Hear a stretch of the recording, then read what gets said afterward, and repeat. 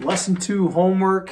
Hope that went okay for you guys. Pretty straightforward, basic trigonometry stuff.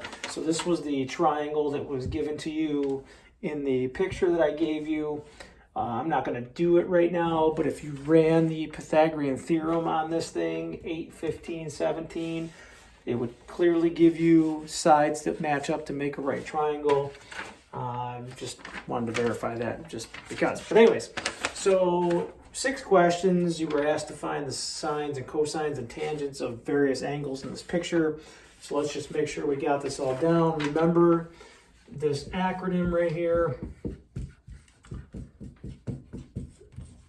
SOHCAHTOA, just to remind us of sine, cosine, and tangent. So in question 1 here, the sine of R, angle R is right here in this corner, so it wants sine. Sine is opposite over hypotenuse, so it's going to be 8 over 17. So 8/17 is the answer number 1. Cosine of R, cosine is adjacent over hypotenuse. So that's going to be 15 over 17.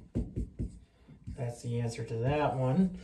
Tangent of R, tangent is going to be opposite over adjacent. So opposite, 8, adjacent, 15. So 8/15.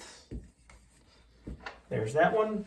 And then I wanted us to jump over here to angle T and do the same stuff. So the sine of T is going to be opposite over hypotenuse, O over H, which is going to be 15 over 17, 15/17. The cosine of T is going to be adjacent over hypotenuse. Adjacent's 8, hypotenuse is 17, so 8/17. And then last, the tangent of T. Tangent's going to be opposite over adjacent. So opposite is 15.